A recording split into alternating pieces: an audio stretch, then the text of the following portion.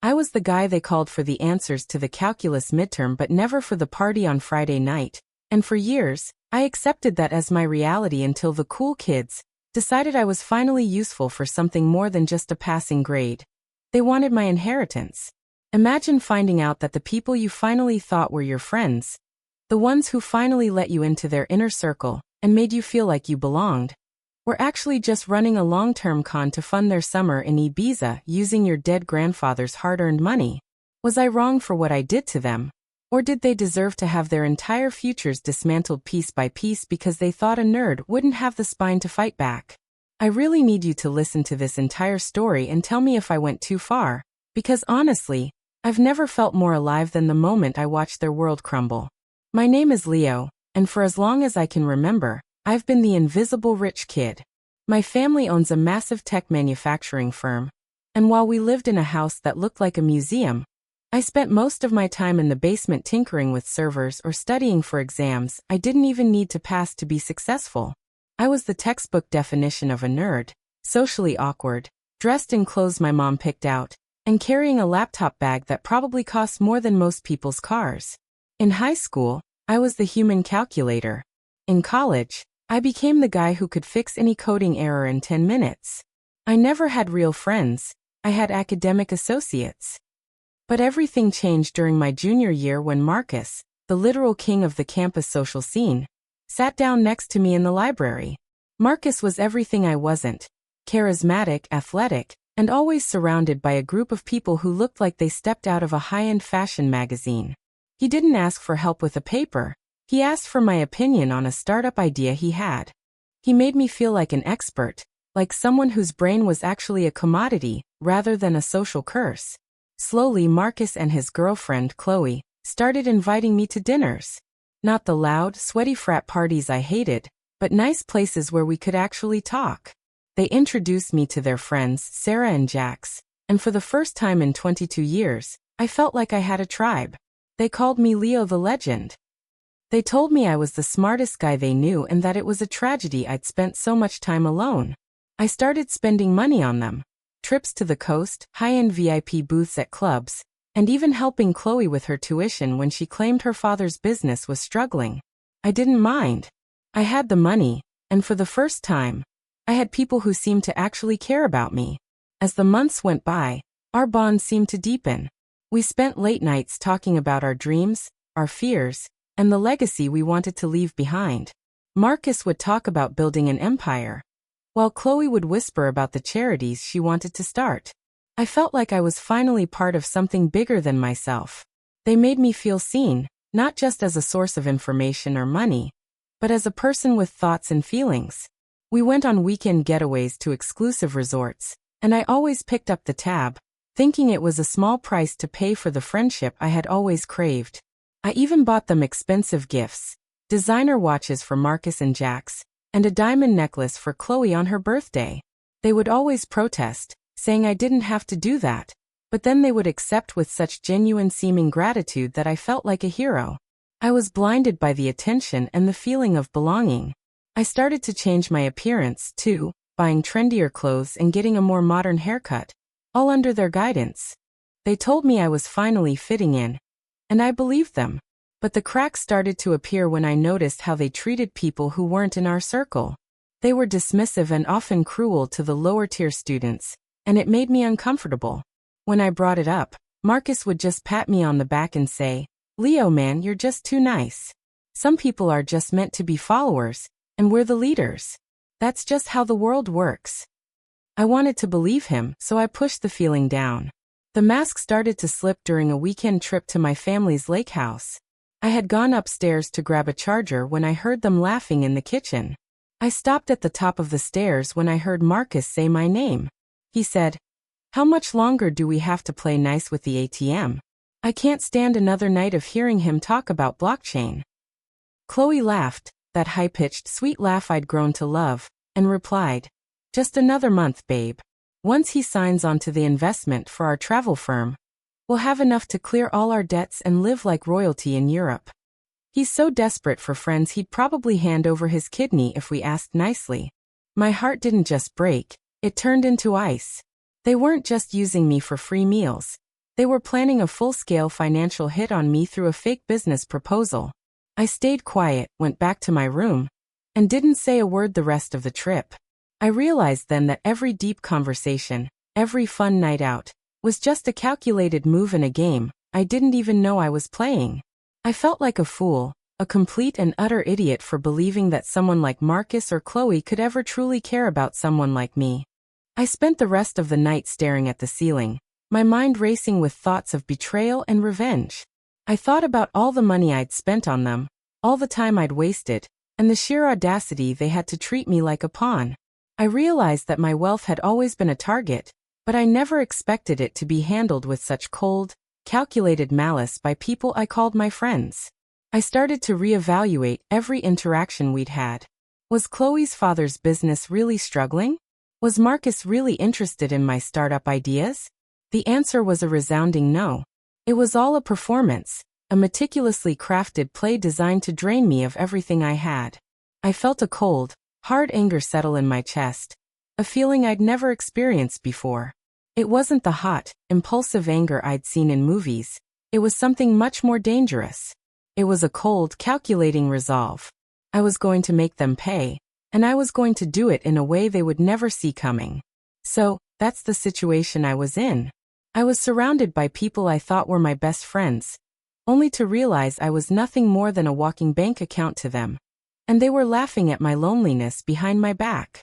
Before I tell you how I turned their investment into their absolute downfall, I want you to pause right now and comment below. What would you have done in my shoes? Would you have confronted them right then and there? Or would you have played the long game like I did? I decided to give them exactly what they wanted, but with a twist they never saw coming. I spent the next 3 weeks acting even more naive. I told Marcus I was ready to invest $500,000 into their travel startup. I saw the greed in his eyes, the way he and Chloe exchanged a look of pure triumph. I told them my family's lawyers needed to see a formal business structure, so Marcus and Jax actually went through the trouble of registering a company. What they didn't know was that I had hired a private investigator to look into all of them. It turns out Marcus owed thousands to some very shady people, and Chloe had been forging her tuition receipts I'd been paying for. They were predators. I also found out that Jax had been using the money I gave him for textbooks to fund a drug habit, and Sarah was in on the whole thing, hoping to use her share to pay for a plastic surgery she'd been obsessing over. They were a pack of wolves, and I was the sheep they thought they were going to slaughter. I began to carefully weave a web of my own.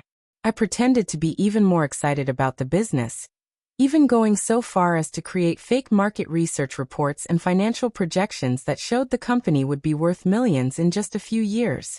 I watched them practically salivate over the numbers. I was feeding their greed, making it grow until it blinded them to any possible red flag. I even set up a fake investor meeting, where my family's actual lawyer, who was in on the plan, played the role of a skeptical but ultimately convinced advisor. The look of relief on their faces when he approved the deal was almost comical. They were so convinced of their own brilliance, so sure that they were the ones in control. I felt a strange sense of satisfaction as I watched them fall deeper and deeper into my trap. Every time Marcus would pat me on the back or Chloe would give me a fake, sweet smile, I just thought about the moment the trap would spring. I was no longer the invisible nerd. I was the architect of their destruction. I spent hours in my basement, not tinkering with servers this time, but meticulously planning every detail of their downfall. I wanted it to be perfect. I wanted it to be absolute. I wanted them to lose everything, just as they had planned to take everything from me. I drafted the investment contract myself, using my family's legal resources. Hidden deep within the technical jargon and the investment clauses was a very specific set of terms. I didn't just give them the money. I loaned it to their new LLC, backed by their personal assets, which were basically non-existent, except for Marcus's expensive car and the few things of value they actually owned. But the real kicker was the morality and disclosure clause. If it was found that the company was formed under fraudulent pretenses, or if any member of the board committed a felony, the entire debt became due immediately, personally, to me. I also included a clause that allowed me to audit their personal accounts at any time, under the guise of ensuring the financial stability of the principal investors. They were so eager to get the money that they didn't even read the fine print. They just signed their names with a flourish, thinking they were signing their way to a life of luxury. I invited them all to a celebration dinner at the most expensive restaurant in the city. They were all smiles, talking about how we were going to be business partners for life. Marcus even made a toast to Leo, the man who made it all possible. I waited until the champagne was poured, the appetizers were finished, and the main course was served. Then, I pulled out my phone and placed it in the center of the table. I played the recording of them from the lake house, the one where they called me an ATM, and laughed at my desperation. The silence at the table was so heavy you could have cut it with a knife. Marcus's face went from a smug grin to a deathly pale mask of shock. Chloe dropped her fork, the clatter echoing through the silent room. I let the recording play to the very end, every cruel word hanging in the air like a death sentence. When it finished, I looked Marcus dead in the eye and said, "Is that the business partner you were talking about?" He tried to laugh it off, saying it was just a joke, a way to blow off steam, but I wasn't laughing. I told them that the $500,000 I invested had already been traced to the accounts they used to pay off their personal debts and credit cards. Since the money wasn't used for the business purposes stated in the contract, they were now in breach of a legal document they had all signed. I told them I was suing them for fraud, and that I had already sent the evidence of Chloe's forged tuition documents to the university board and the police. Chloe started crying. Jax looked like he was going to throw up, and Marcus actually tried to lung at me, but I had security waiting in the lobby. I handed them each a copy of the lawsuit and the evidence I'd gathered. I told them that because of the morality and disclosure clause, the entire debt was now due immediately. I was taking Marcus's car, Jax's expensive equipment, and everything else they had. I also informed them that I'd been in contact with the shady people Marcus owed money to, and let's just say, they weren't happy to find out he'd been lying to them about his rich friend. By the end of the week, Marcus and Jax were expelled. Chloe was facing a felony charge for the forged documents, and I had placed a lien on everything they owned.